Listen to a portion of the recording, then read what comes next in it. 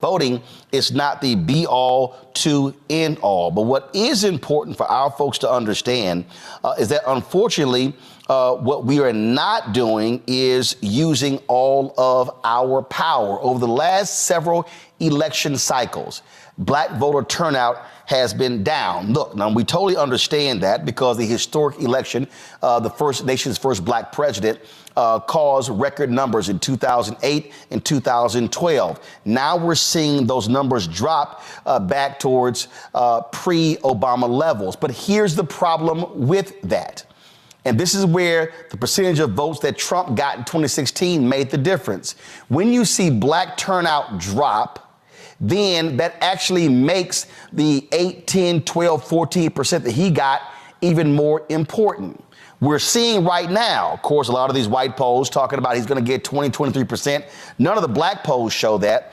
But the problem that we have to understand is that whether we're talking about Biden versus Trump, whether we're talking about Jeff Landry becoming that MAGA Trump-light governor in Louisiana, whether we talk about what's happening in other states, Kemp in Georgia, or county level, mayors or whatever, when black people are not maximizing our voting power, what we're doing is we are making it possible for folks who do not support our positions, who do not stand with us, to then have power and for them to then be able to determine our fate.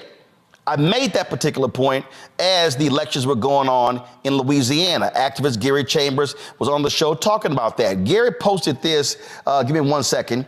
He posted a series of things on Instagram talking about this very issue. We kept driving this point home, and you know what? A bunch of other black media was real silent. And see, so my problem for right now is I don't want to see these black media people right now doing stories and posting tweets about what's happening in Louisiana if y'all wasn't saying a damn thing before he got elected. And it's a whole bunch of folks out there now complaining about the bills being passed, the power grab that he's involved in. And guess what? They were real silent when it came to trying to get people actually registered to vote. And so what do we now have? We now have a far right-wing MAGA Republican who is seizing power because they now have a supermajority in the legislature, and so they can do whatever it is that they want. And so when we talk about these things, what could happen if Trump wins in November? If you think what's happening in Louisiana and Mississippi and Alabama and Florida and Georgia and Arkansas and Tennessee is bad, oh, boo, you ain't seen nothing until they take the White House and the United States Senate in November. Joining us right now is Gary Chambers, activist out of Baton Rouge. Also, we have Dr. Robert Biko Baker, visiting assistant professor at the University of Wisconsin, Milwaukee. Gary, I want to start with you because we have, let's be real clear, we've got ops right now in our community. We've got black people with platforms, with following, who are saying, don't vote, don't vote, don't vote. They ain't done nothing. They ain't done nothing. I had some dude who's a foundational black American tweeting about, oh yeah, Trump 2024, we're going to make these Democrats pay. And the reality is, and I said, well, that's pretty interesting because you say you want reparations. I said, ain't a single Republican out there standing for reparations. I said, everything on your agenda they against, but you hollering Trump 2024. And we have to recognize that there are people who are invested in keeping black people from not going to the polls. And when that happens, then we screw ourselves because we're not taking advantage of our power. You know, Roland, you're absolutely right. We have it seems like an all-out assault from some folks in the hip hop and entertainment industry, a lot of influencers out there. And when you say don't vote, you tell me that you fundamentally don't understand how the government works, especially if you are somebody who's paying an immense amount of money in taxes. You don't stop paying your taxes, but you're going to tell me that you're going to stop voting. Every time you go to the store, the government takes some of your money. So what you're deciding is that I'm going to let other people decide who spends my money. You're also deciding who's going to determine the quality of schools. You're deciding who's going to determine who leads my police department. You're deciding who's going to determine the quality of the libraries in my community, whether or not my potholes get fixed. There are people who have the privilege of being single issue voters. I understand the terrible genocide that is taking place in Gaza. And there's a lot of folks who are saying, well, I can't vote because President Biden is leading this effort in Gaza as far as the funding goes. Here's the reality.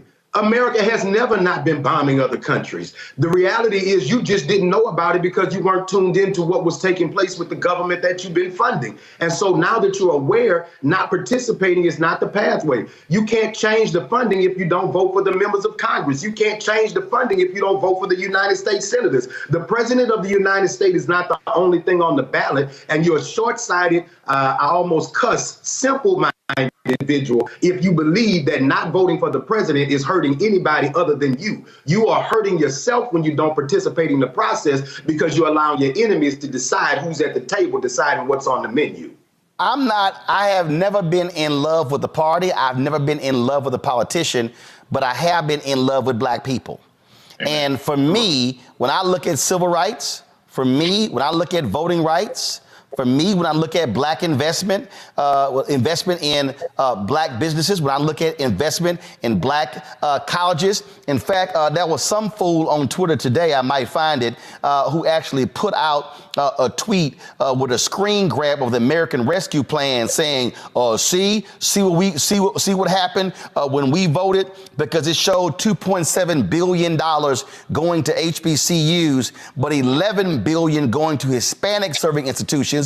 But this person was too stupid to realize that a Hispanic serving institution is any university that has 25% or 20 or 25% more Hispanics. Texas A&M qualifies. PWIs qualifies. So this fool puts out information saying how, we lost out on funding. What he did not post was the $16 billion that HBCUs have gotten over the last 3 fiscal years. But that's sort of the nonsense that we see. And what these folks don't understand is, and it's crystal clear, these folks don't plan all of the money HBCUs have gotten, the student loan debt relief over the last 3 years. We talk about investments in black organizations. Also, not only that, under Trump, they were bundling contracts, so only large companies could compete for them. The Biden administration has been unbundling contracts so smaller businesses can qualify. None of that stuff happens if they are back in charge. That's just a fact. Amen. Amen. And when you look at what's happening across the country with community violence interruption, digital equity grants, infrastructure, you can see the Biden plan at work. And my main problem with the Biden administration is they did a very bad job telling the story. We all remember during the Obama administration, the signs, the stories, the influencers everywhere. Unfortunately, the Biden administration took a little bit too long to warm up. And I'll be honest with you, Robert. Obama was bad too. He had to come out and admit that we thought people were going to get it. And it was like, no, bro, you got to sell it. That first stimulus bill they passed, they didn't tell anybody, and he was getting nailed. And it was like, dude, you got to sell it. This is Democrats' part of Democrats' problem. As Plies talked about, they don't know how to take credit for stuff. Right. Amen. I'm not going to debate. We can go back and revisit the Obama administration. There's a lot of things that we should have did differently, both as a community and he should have done as a brother. But he was better. He was a much better salesman. And they got a very difficult salesman at the top of the ticket. And I think that's why we need to get people like yourselves, out on the road in these battleground states really telling the story. This is a very clear issue. And I know a lot of my people come from the more radical left and we're looking at Palestine and it's a very horrific thing. But I think even that is clear when you see Nikki Haley in Palestine, riding on bombs and celebrating babies being killed. I think we have a really big difference and we have to be honest about where we're at. If not, we could be in a lot of trouble. The thing here, I'm going back to not in love with a party or an individual. And what you have with these ops, Gary, they're out here going, you butter biscuits, you dancing, you tap dancing, and all this sort of stuff. And I'm sitting here going, no, I know what the hell I'm talking about. Because federal, state, county, city, school board, Right now in Houston, the largest school district in Texas, majority minority, folk are pissed off that Mike Miles is controlling the process because the Republicans in Austin took over the legislature. Well, guess what happens? When we don't vote in statewide elections, they have that power. In Louisiana, the reason they are running roughshod, they just voted to give the governor power over every state task force and committee, some 148 different boards, because they now have a supermajority. If they don't have a supermajority, they gotta work with Democrats. Supermajority, they can do what the hell they want to do, and they are moving fast to completely dismantle and seize power for the next 100 years in Louisiana. You know, the reality, Roland, is because people don't understand the power that they have in their vote, not participating in the process is how Jeff Landry became the governor. This is a man who won an election with 30-something% of the people in the state showing up to vote. He won 50+% of that vote, which was about 19% of registered voters. 19% of registered voters is less than 20%. I think it's less than 15% of the total population of the state decided who the governor is because people just didn't go to vote. When you don't vote, you give other people permission to make decisions on your behalf. When you don't vote, you allow your enemies at the table for you. More importantly, you give the ability to say that everything that you are working for in your community is not of the same value as somebody else. If you don't understand the process, just say that, but don't sit here and say that people aren't doing anything. If you're frustrated with the speed of the process, just say that, but don't say that people aren't doing anything. I don't believe in blind loyalty, and I'm not one of the people that gets invited to the White House. So when I tell you to vote, I'm telling you to vote because you need to vote for yourself, for your kids, for your grandmom and them, because at the end of the day, these people are taking your health care. They're putting your kids' records online. They're now stripping away. They're giving a law right now in Louisiana that you got to be 25 feet away from the police officer if you're filming them when they're brutalizing you. So the question is, does the cop have to take measure, or do I, to determine how far we are from the police officer? The governor is going to pick the chairman of the board of every state college and institution in the state. He's going to pick the chair of the board for every board that's in the state. Why does one man need to have the ability to appoint the chair of the board if you appoint the members of all of these boards in the first place? Because I want to control what's on the agenda of every meeting in every corridor of the state of Louisiana. And if you got anything on there about diversity and inclusion, if you got anything in there about equity, I don't want you there. And that's because you just decided you couldn't go around the corner 5 minutes from your house and click some buttons in a machine to make sure that somebody was there to defend you and your family.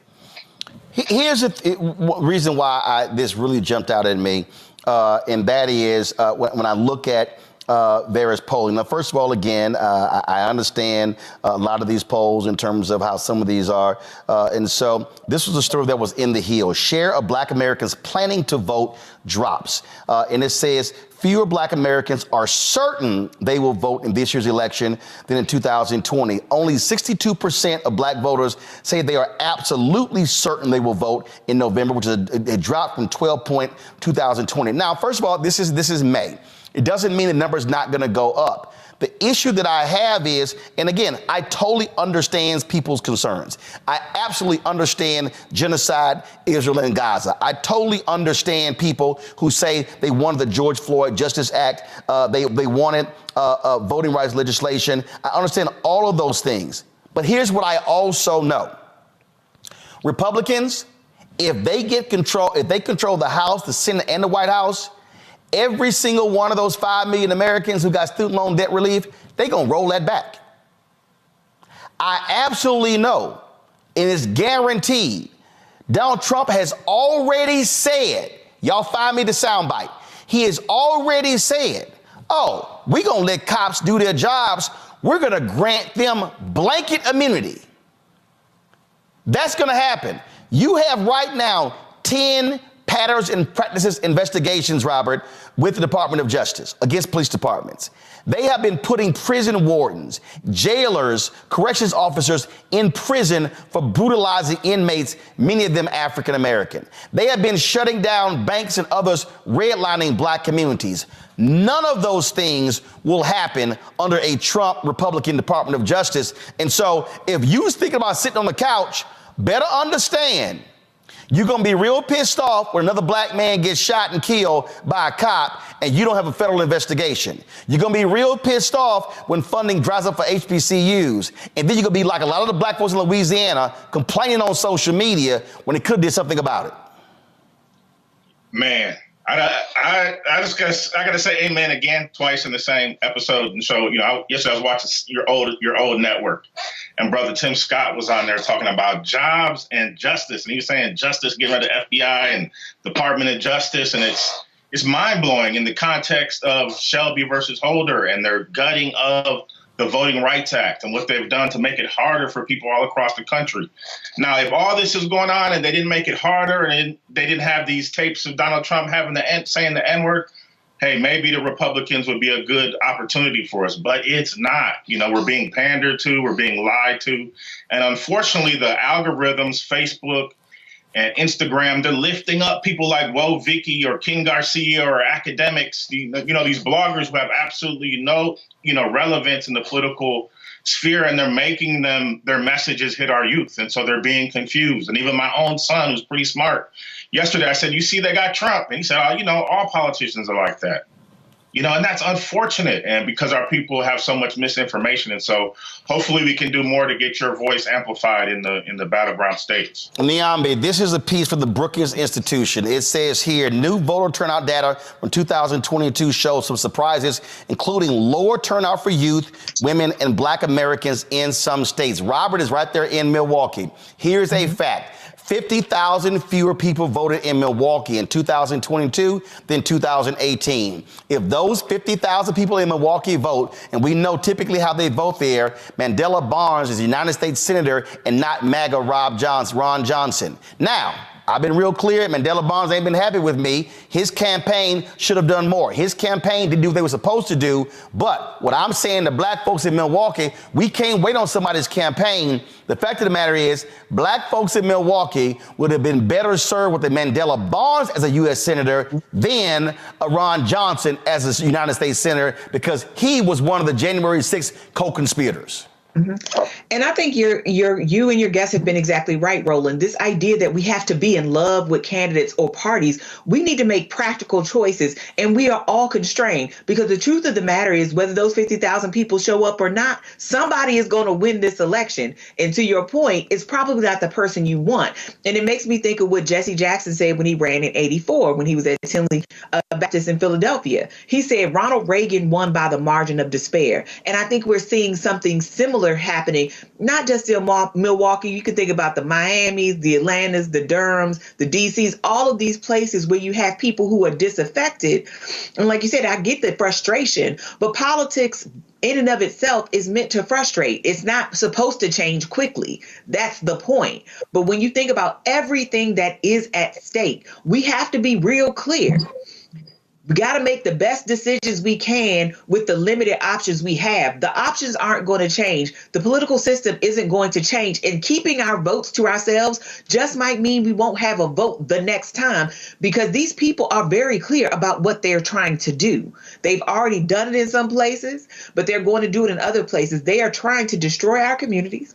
They're trying to destroy progress. They're taking away our citizenship rights. They want us to be what America used to be. They're not whistling Dixie on this. This is a real decision that they've been making, and they have been doing it since the civil rights movement. They have been working on this. You know how dogged and determined you have to be to wait for 60 years to do this kind of stuff, or to be planning for 60 years to do this kind of stuff. And they finally got their foot in the door. And you better know that if Donald Trump gets in again, Clarence Thomas, Justice Alito are going to step right on down. He's going to stack the lower courts. And then we're not going to mention all of the departments that he said he wants to get destroyed. Then you got to think about the people that are coming into governor's offices, into city councils, into school boards who want to restrict our education and keep us learning from Tulsa and all of these other things that are important to us. I mean, these people have a plan for what this life is going to be, and it does not include Black people's well-being. You know, it really drives me crazy, Jolanda, when I hear these dumbasses say, man, there's some scared tactics won't work for us. Earlier, you talked about that Trump wins, Republicans win, they will appoint 2 new Supreme Court justices. Alito and Thomas will step down. Yeah. But we already see what happened with the last 3. The reality is Biden Harris gets reelected, then they got to try to hold on. And if they try to step down, Democrats get to appoint 2. You already got 3 progressive judges. That would give Democrats the majority on the Supreme Court. Now, all of a sudden, you're talking about changing laws. I'm from Texas. You're there in Texas. For folk out there, again, who want to play these games, who don't quite understand what America will be like if Republicans control the House, the Senate, and the White House, just go ahead and let them know the hell you got to deal with in the legislature where Republicans control the House, control the Senate, control the governor's mansion, and they're just running roughshod, and they control the state Supreme Court, and they control all statewide oppositions, what Texas looks like. In all the courts of appeal. So it's very, very, very difficult. We go in, the Republicans have a majority in all the branches of government. So Democrats very rarely are able to get bills out of the House to get to the Senate. When we do get bills from the House to the Senate is overwhelmingly Republican. They vote down all of our stuff. And then the governor goes and he signs all of this anti-Black stuff. So I'm talking about Black people. And Roland, I want to say this really quickly. I'm really thankful that you have this station because the mainstream media is whitewashed and they don't tell the truth. But I think that what we need to be as Black electeds is we need to go into our communities and we need to connect the dots for them. People that are struggling. The way I grew, we have lights. We didn't have water. We got evicted all the time. My mother was trying to figure out how she was going to pay the rent, how she was going to pay the car note, how she was going to fix her broke car. So my mother wasn't paying attention to that stuff. And of course, we were worried about how we ate. So and also, Roland, there are digital divides. So some people who are poor don't have access to the internet. I say that to say this. When you're struggling, you're worried about the thing you can't pay or the thing that's keeping you down right now. We as elected officials have to go and we have to speak to people and connect the dots for them. Like you're mad that they've taken over HISD. Well, we need to have more state representatives and more state senators and a governor who appreciate public education. So you can't miss that election. Or you don't like, what they're doing in a school or how much they're paying. Well, you need to go to the school board. People don't know that. And I'm ashamed to say that when I ran for office and when I was 37 years old, I'm about to be 59, but when I was 37, I didn't know there was early vote. So a lot of people don't vote early, Roland, because they don't know there's early vote. And I was a lawyer by then. So we that know the system, we've got to go talk to people.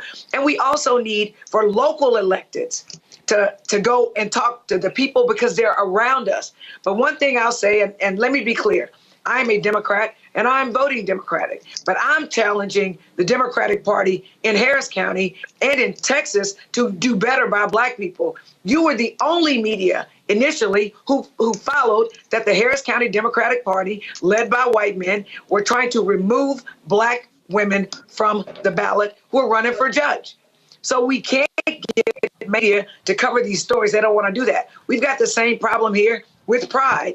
Pride, which I happen to be the first openly gay person in the Texas legislature, it finally has Black people on it. Well, a white group is coming. They're trying to take Pride back. The mainstream media won't cover it. And so what I'm saying to you is the people that are in the trenches where they are need to go and explain to their constituents because we're proximate to them. We're close to them because some people are just struggling so hard. And I think that we have time, Roland. That's what I'm excited about. We have time. It's May. It's going to be June. So we can go out and we can make a commitment. The elected, but we have things that we can talk about. We can come to you. We know you'll talk about it. But it's way more complicated than we think, but we cannot speak over struggling people's heads. We've got to connect the dots for them. Otherwise, we are going to be apathetic and we're just tired. And the thing here, and I appreciate talking about in terms of the role of the show here, I love these fools. I love these fools. Man, you sitting here begging for the money. Guess what? Let me be real clear. The political advertising money that we got in 2020, that paid for the staff for the first 6 months of 2021 because advertising dropped. Now, all y'all fools who talking all this mess, Sinclair, right-wing Sinclair, after the 2022 election, announced they made $314 million off of political advertising. And for all y'all folk who run y'all miles talking about, man, you trying to beg for dollars, understand this here. Every media company in America, Fox, CNN, MSNBC, NBC, ABC, CBS, Salem Radio, Westwood, Cumulus, iHeartRadio, Urban One, Radio One, every single media company projects they're going to make 30 to 40% more money in an election year because of political ads, and that's going to handle their budgets in the first 2 quarters of the following year. And so you can't on one hand go, man, we got to do for self, when the reality is this here. If we're able to get 2-3 million in advertising, that's more than our fan base is giving.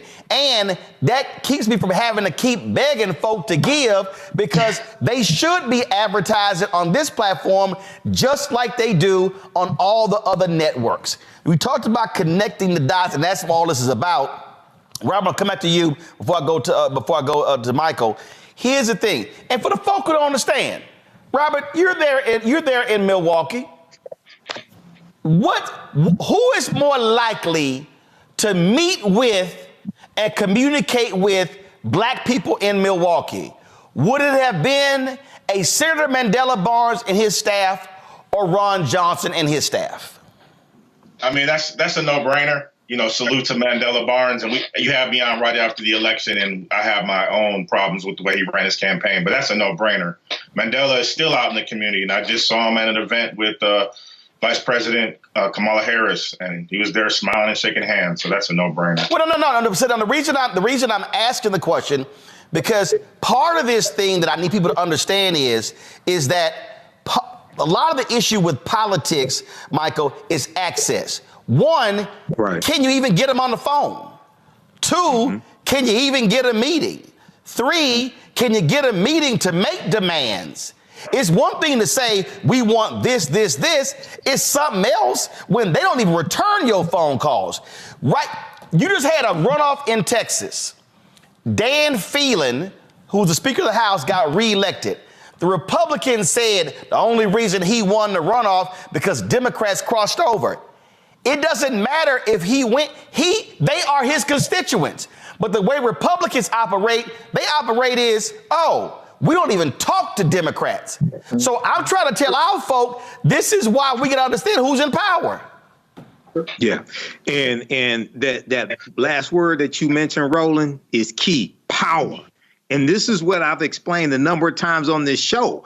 We have to explain to our people that you don't vote for exercise, you vote for power. You vote for policies that are beneficial to you, your community, your people, policies that are good for African Americans, are good for America in general. You have to look at why Republicans work so hard to suppress our vote. Why Shelby County versus Holder U.S. Supreme Court case 2013 was filed? Because they've been trying to repeal or weaken the Voting Rights Act since 1965. OK, and then when we look at those who are in support of a ceasefire in Palestine, and they're saying they're not going to vote for Joe Biden, they're going to go do something stupid like vote uncommitted. Well, if you listen to Donald Trump said he will cut off all humanitarian aid to Palestine. Number one. Number two, when he was in power, when he was in office, he banned Muslims coming from 7 countries. 3, Netanyahu wants Trump in office as opposed to Biden because he knows Trump will allow him to do whatever he wants to do. So we have to understand consequences. And I wanted the two brothers just to talk about how they explain to people on the ground, how they connect policy to conditions, because a lot of this is disconnected from us. We hear these different laws, we hear policies, we hear American Rescue Plan, things like this. But if you can just give us one, if you don't mind, one or two examples of how you connect actual policies in existence to conditions to connect the dots for people. Gary, you first. One of the things that I've thought is critical is that, if you are not having conversations with the people that are running in your local community about what's taking place, then you can't expect those people to deliver on something that you're not putting a demand on. We're expecting people to come into our communities and do things that we haven't even asked for. When I first got into advocacy, there wasn't an emergency room close to my home because the previous governor, Bobby Jindal, closed hospitals in the state because he privatized health care. Black folks helped elect John Bell Edwards that expanded Medicaid expansion, and then we put a demand on it that we wanted an emergency room. Now there's a $10 million investment after the term of John Bell Edwards where an emergency room is within 2 miles of my home. When you talk about police policy, after Alton Sterling was killed, we had a mayor in our city who was ignoring the calls of the community to change police policy. I don't know how many times I've come on Roland's show and talked about the advancement and the things that we've changed as a result of making Mayor Sharon Weston Broome the mayor. Matter of fact, we had the chief go viral because he was challenging the city council about the things that he was doing to hold police officers accountable in Baton Rouge. That doesn't happen if we don't elect the mayor and we're not involved in the conversation. And so some people are just being too short-sighted and looking at what's making you angry. That's making an emotional decision.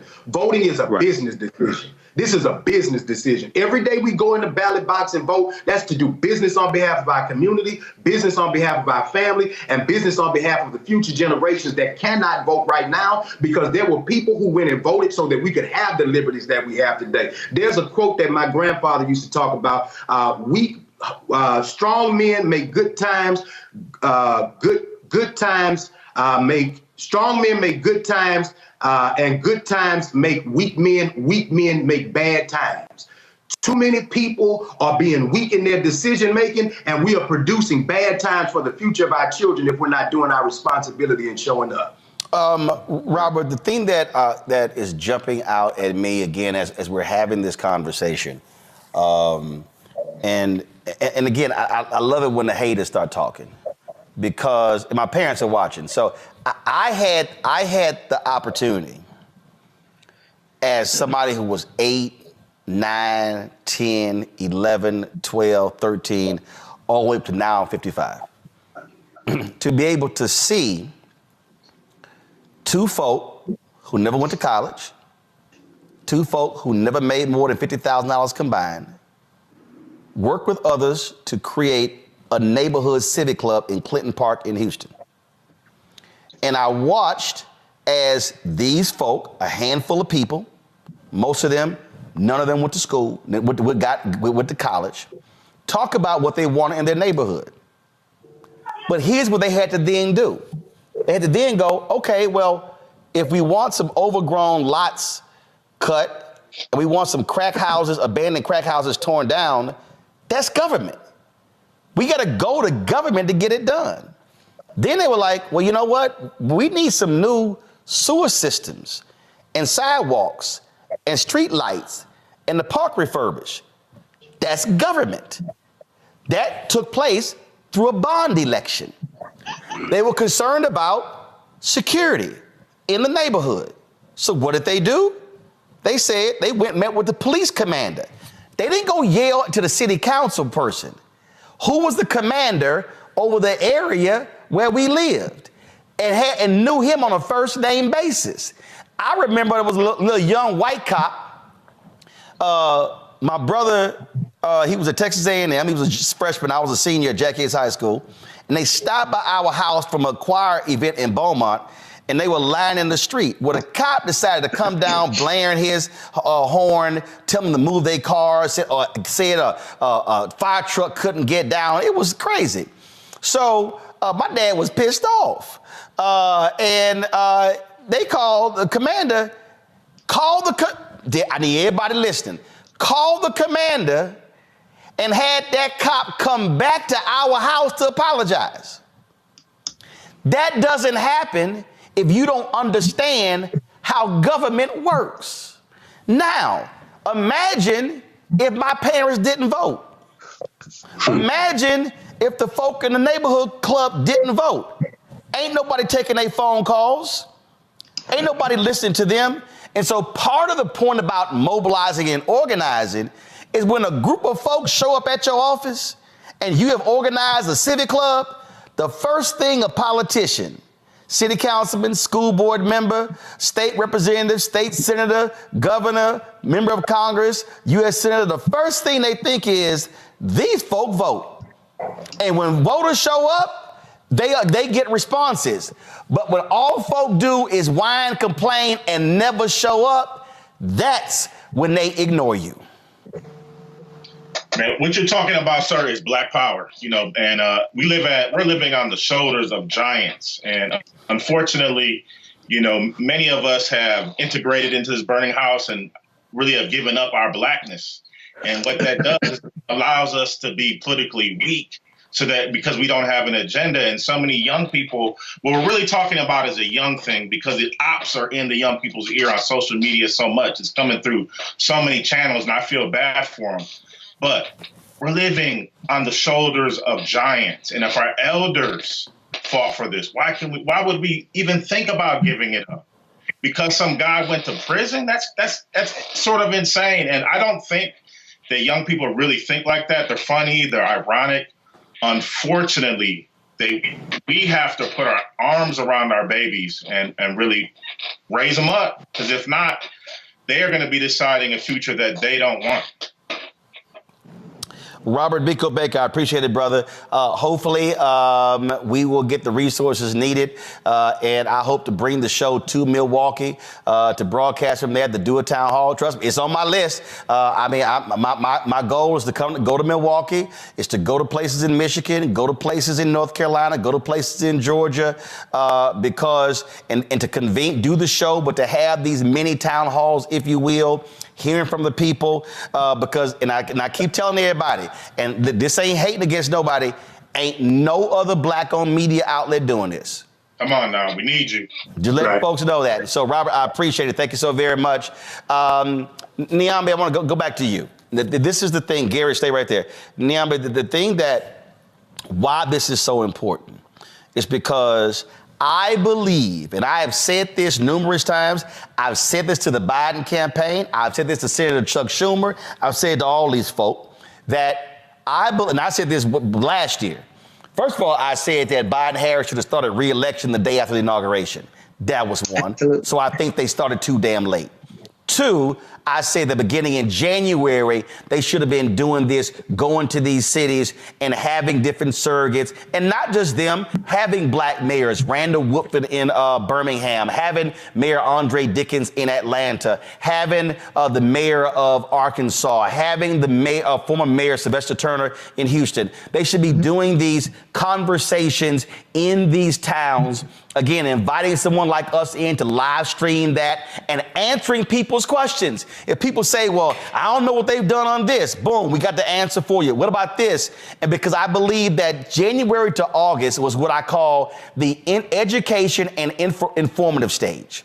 Then when you go August, September, you're trying to get folks registered. September, October, November, you're trying to get them to vote. It moves in stages. So Vice President Kamala Harris, she's done some of this on reproductive rights, on economics, but no, you got to be fanning out across the country, having these type of conversations, because I can't get somebody interested to register if I don't educate them, but they can't vote unless they register. Exactly. And you have to do this in many places a month in advance of the election. So if you decide on the day of, hey, my mind has changed, and you don't live in a place with same day registration, it's USOL, right? So I think you're exactly right. And I feel like it's a little bit of Groundhog's Day, because I feel like we've had shades of this conversation before, which is part of the reason you feel some of this resentment in our communities. It's like you only come around when you need our votes. Where are you in the in-between time when the election isn't raging? How do you communicate to us? How do we know what you're doing? Even something in the mail to say, hey, this happened for you. Did you know? You know, if you're a homeowner and you just replaced your water heater, that you can get a tax, abatement for that. I mean, that's something real. That's something tangible. I had my student loans forgiven. I've known so many Black professional people who've had their student loans forgiven. Where's that conversation, right? How do you not go to these places where Black people are and just talk to them? And it won't be easy conversations. There are people who are still pissed about the George Floyd Act. There are people who are still pissed about voting rights, who have real concerns about the economy. So these are not going to be easy conversations, but I think people would respect it a lot more if you had it and didn't just come begging hat in hand, as you said, when it's almost too late, because we've already had primaries in many places. Yep. So now all that's left is the general. And that's a big ramp up. And it can't just be about the convention, because voting happens at the local level, neighborhoods, communities. Yep. And these people seem to forget that Black people are like everybody else. We want to be courted. We want to be told we're pretty. We want to be told we're valuable. And we want to be shown that every day. And if you can't make policy happen because you have an obstructionist Congress like what you have right now, then you need to communicate that to people and tell us what you're doing to remedy that and get around it. This is the thing that jumps out at me, Gary, when we're talking about mobilizing and organizing and what has been done. And again, this is how I operate. I operate in facts. If Donald Trump and the Republicans poured $16 billion into HBCUs, I would be saying that's the largest investment in HBCUs ever. It's a fact, but it's not a fact. So when Senator Tim Scott goes on TV lying, what he does not say is that and they love touting this $250 million program, but first of all, Trump zeroed that out of his budget. It was Congresswoman Alma Adams who put it back in. That's how it got passed, and Trump takes credit for something his budget folk want to get rid of. That's a fact. If the Republicans had appointed 58 Black judges out of the 237 Trump appointed, I would be saying they appointed the most Black judges of any president in history. They didn't. Of the 237 judges Trump appointed, 4% of those judges were Black. Fact, Biden, Harris, they appointed 200 federal judges so far. Go to my iPad. 58 of them are Black. 37 Black women, 21 Black men, and every one of you punk ass brothers out there who's been talking shit, oh, he appointed more Black women than Black men, that's because previous presidents appointed more Black men than Black women. For folk who don't understand facts. And so this is where, when somebody comes at me, I'm just answering with fact. And the fact of the matter is, if Biden-Harris has done this in student loans, this in HBCUs, this in fund, I'm going to lay it all out and I'm going to compare it to what Trump has done. To me, this is an easy ass vote.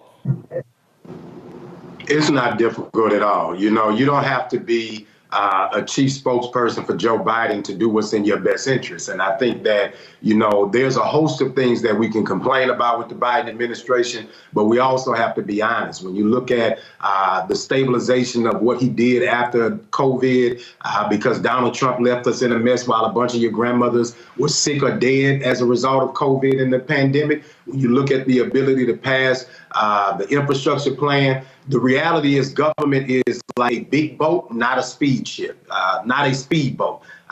You want government to respond and turn in mechanisms that it doesn't happen in. It takes a year to 2 years before you start to see the impact of some of these policies. And when you see those policies, what will happen if we don't show up is all of the work that was made over the last 4 years will be for nothing, because they'll come in and undo it all. They've already got their plan. They've already got their people in place that they want to put in to execute their plan. While you are sitting there making emotional decisions, people are being strategic about what they are going to do with your resources.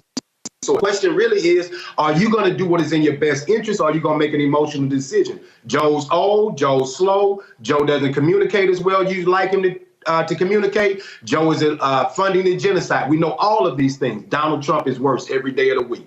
Every day of the week he's worse. And the people that he's going to put in power, this is where it really gets tricky. I'm from Baton Rouge, Louisiana, and I know how many people that are competent from the state of Louisiana that are leading in the U.S. Congress and leading in this White House to make a difference for black people because of people in key positions that Joe Biden listens to. I may not agree with those people, but I understand the impact of the work being done on behalf of black people. When you put Donald in there, a lot of those competent, educated, qualified black people who are in there doing things on your behalf, they're no longer going to be there, and they're going to be people there that are unqualified, incompetent, working on your behalf to your detriment every single day.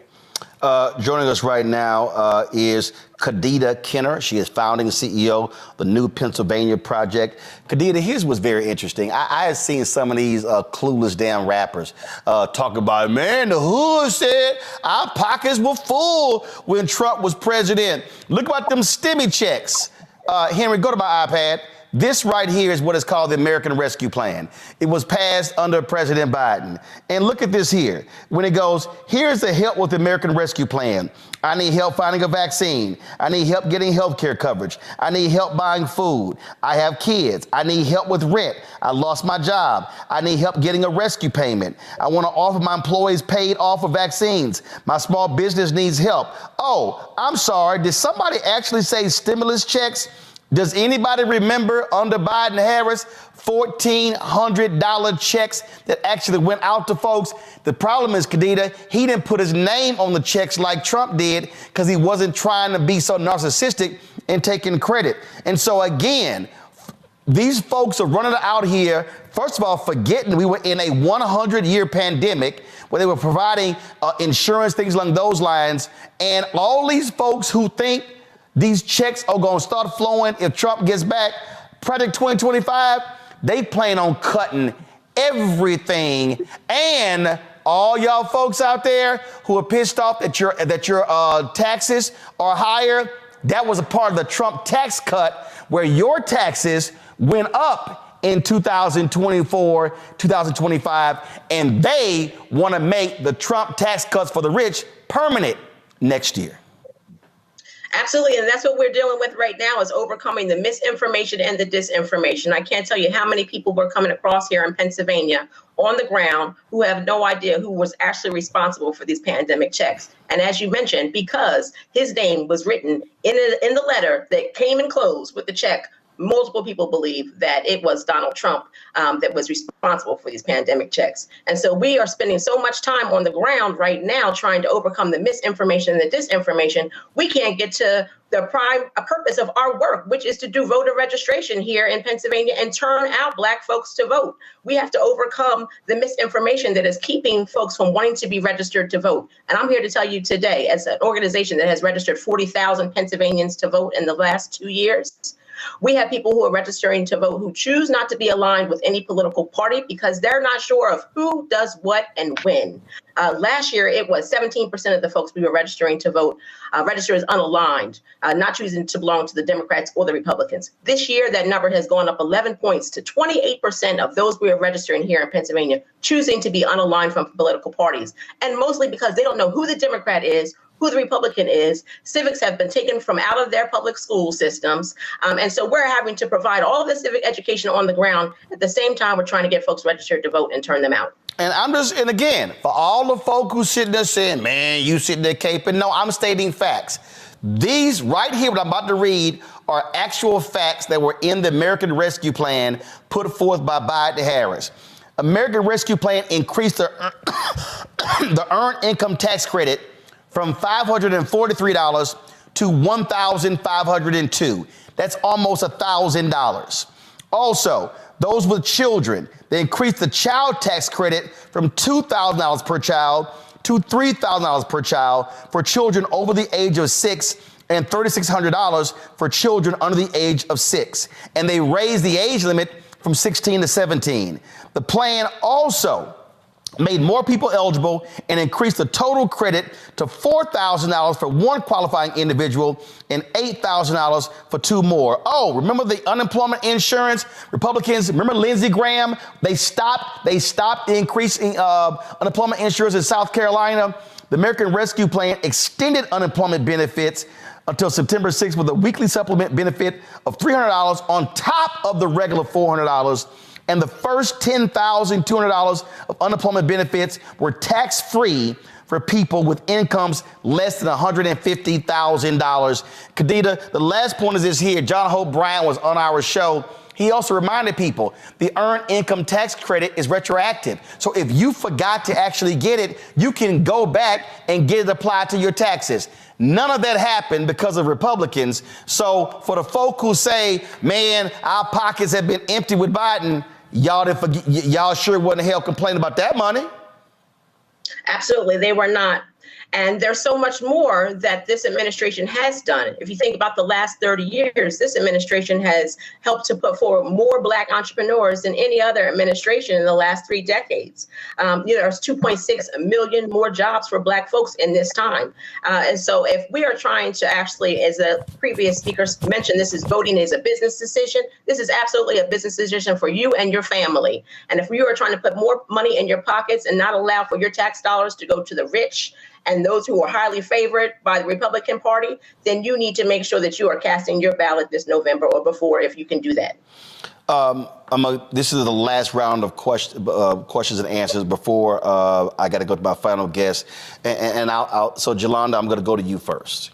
We're talking about Black turnout. 1983, 85% of all eligible Black people voted for Harold Washington to become the first Black mayor of Chicago. The white racists in Chicago supported the Republican candidate in a hardcore Democratic city because they didn't want to see a Black man win. If 85% of all eligible Black people voted, I don't know who the hell the other 15% were. He doesn't become mayor unless they vote. Andrew Young said at the Alpha Public Program last year at the convention in Dallas that I moderated the conversation, when he ran for Congress, and it was in 72 or 74, he got 72% of all eligible Black people who were registered to vote, voted. The facts are clear.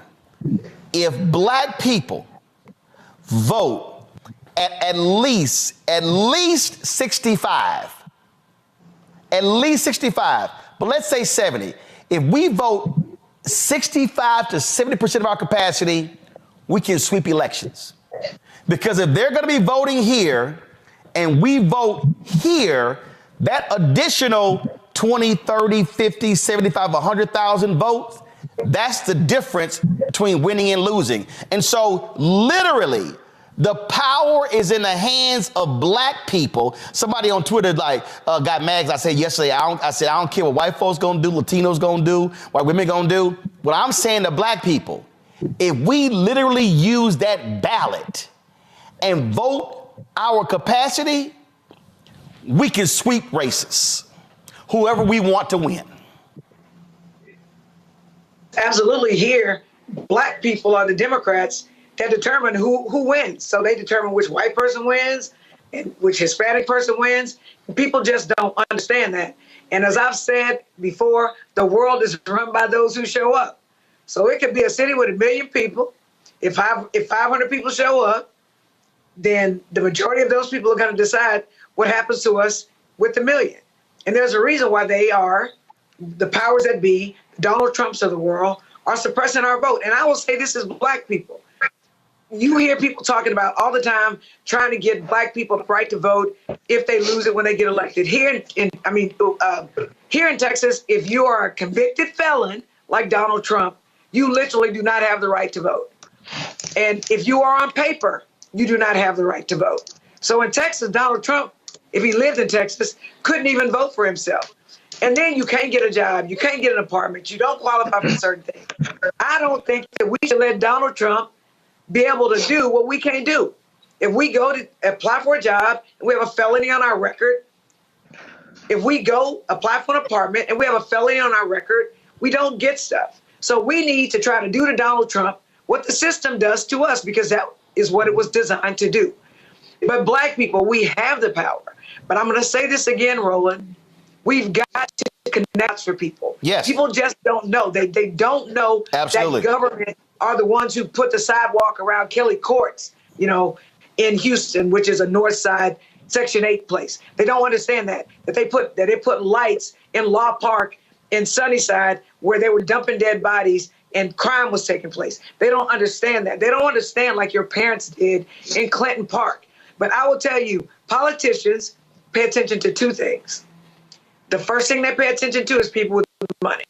Most of us don't have money like that. The second thing they pay attention to is what you said, Roland, and the other gentleman said. They pay attention to people who are organized and who vote. And guess what? So, votes trumps money.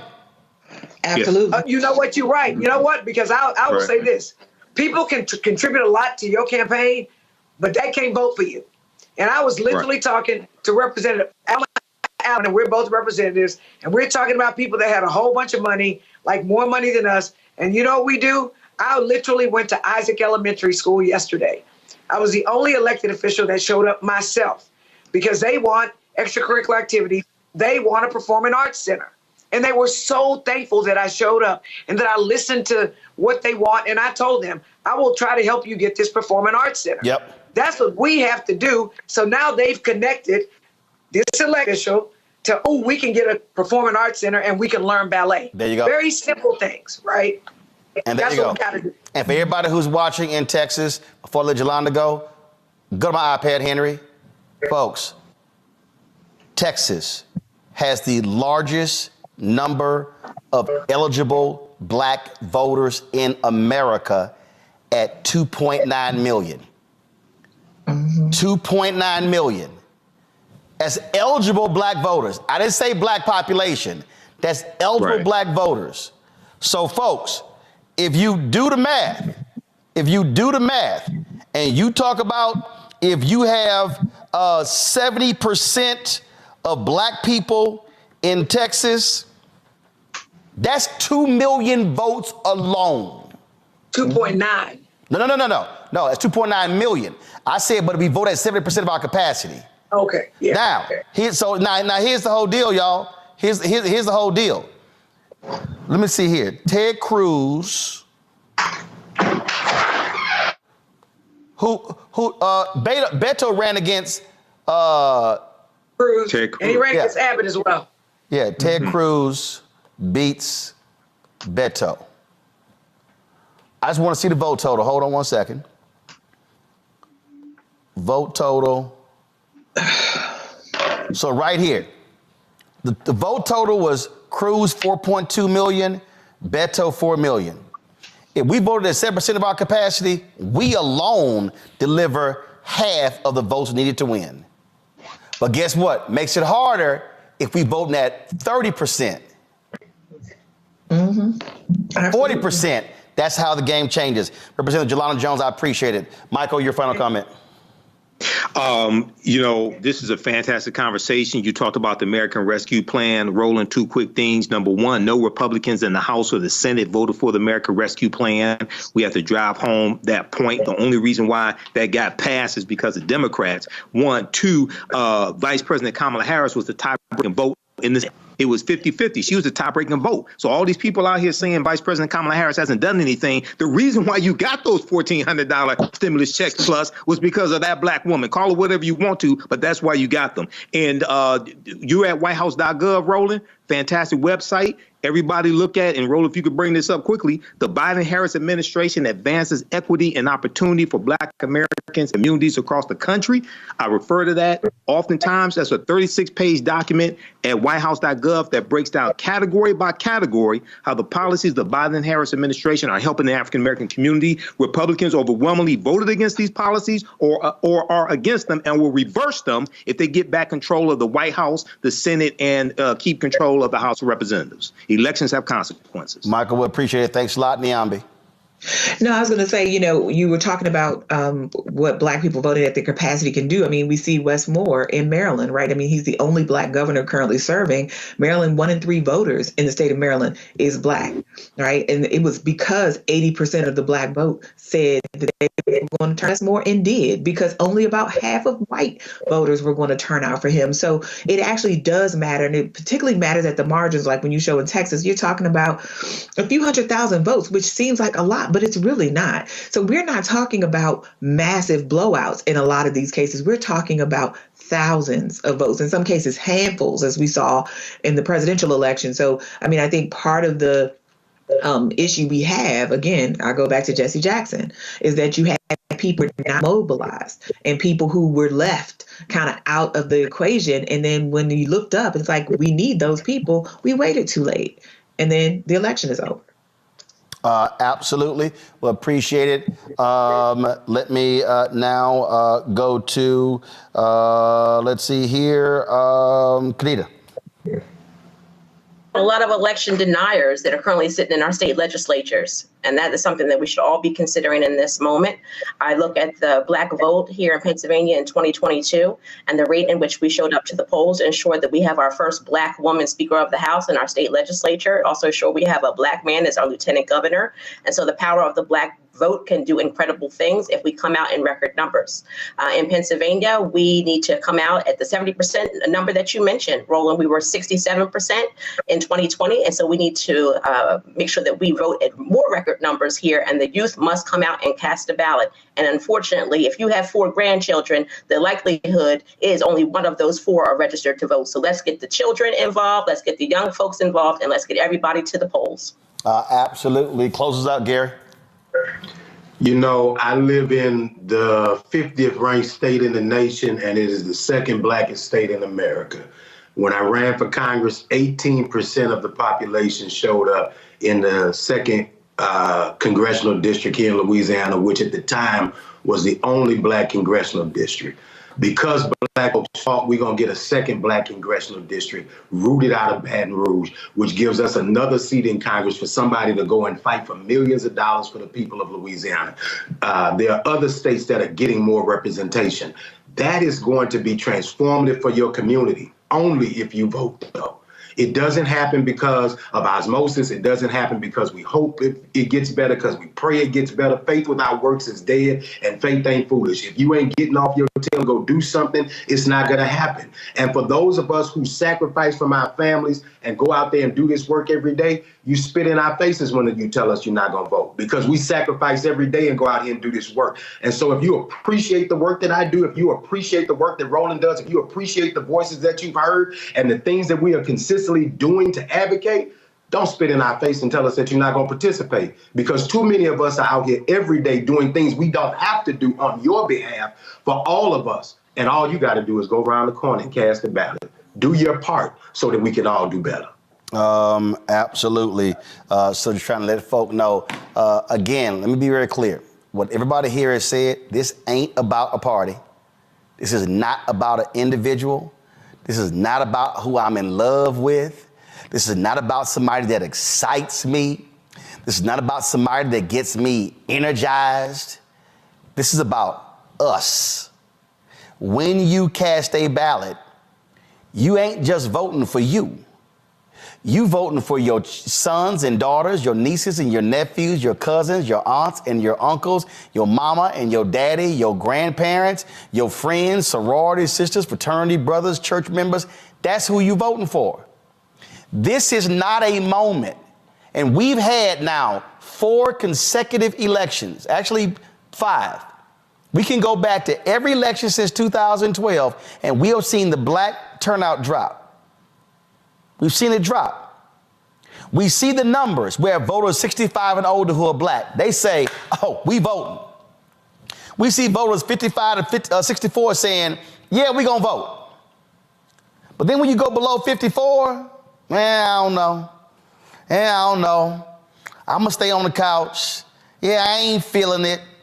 Yeah, he too old. Yeah, I don't know. Niambi said it. Somebody gonna win. You can come up with every excuse you want to about the election, but let's be real clear. Somebody is going to be the president and the United States Senator from your state and the congressional member from your district and the governor from your state and the state senator and the state rep and the mayor and the city council member and the district attorney and the judge and the tax assessor. Somebody's going to win. And if you choose to sit at home, not a problem. I can guarantee you there's somebody else who's like, ooh, yes, them black folks, they sitting their asses at home. Oh, yes, we could win everything because they ain't voting. And let me remind y'all, in 2016, who thanked black people for not voting? Not for voting. Donald Trump did not thank black people for voting for him. He thanked black people for not voting in the election. And what he was saying is, you fools helped me win. The question is, do y'all want to help him win in November by sitting your ass at home? It's really up to you.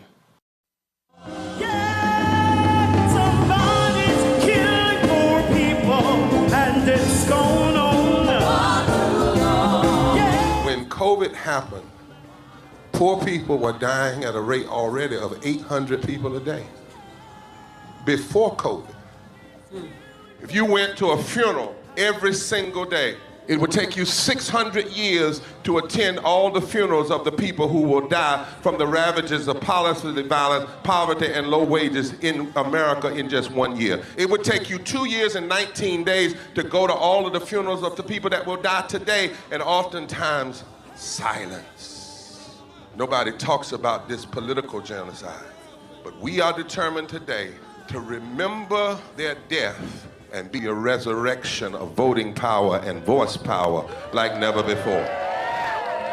Economic justice and saving this democracy are deeply connected.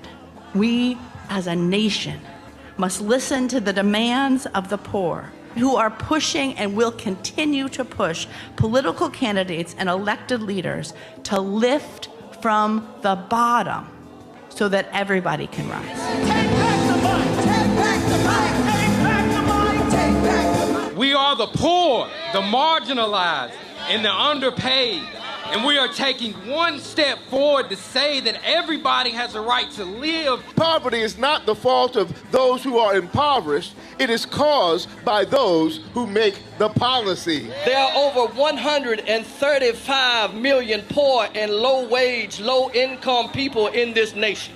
The biggest block of potential voters by far is low-income, low-wage voters. I can't afford medicine. Sometimes I have to skip because of the cost. The farm worker community is tired of the violence imposed upon us by greed, exclusion, and denial of basic human rights. Those folk that represented by that casket, poor and low-wage workers who are the most moral people in this country because they go to work every day believing, even though going to work is hazardous to their health. I'm tired of working 70 to 80 hours a week and still not have money for the necessity of bills. I'm tired of getting sick and not being able to go see the doctor, having to make a choice to pay between rent or the light bill or food or clothes. You cannot claim to care about families and a culture of life and then do everything in your power to rob people of equal access to resources and to force them to live in poverty. Leadership of both parties have waged war on poor people and low-wage workers. And this government has treated people experiencing poverty, including their military families, with disdainful, deliberate, malicious neglect. So the truth is that my son died from poverty. We refuse to accept poverty as the fourth leading cause of death. The fourth leading cause of death in this, the richest country in the world. We march today for our children and the generations to come. And we need to do it with the loudest voices possible, the biggest actions possible. We will voice our demands and register our vote. When we stand up And when we stand together, things change.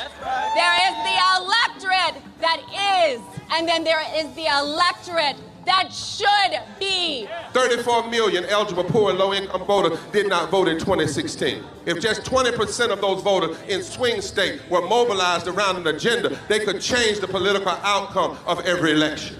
So we're launching the most massive voter mobilization and turnout campaign in history of poor and low-wage voters, allies, and religious leaders. People are dying, but we know it doesn't have to be this way. And so we are calling on everyone to join us in this Poor People's Campaign, a national call for moral revival. We are here, we will be seen, we will be heard, and our power will be felt. We don't need to be an insurrection. We are a resurrection that will be felt across this country. Are you ready? Ready? Ready? Ready? We are a resurrection, and we are ready. And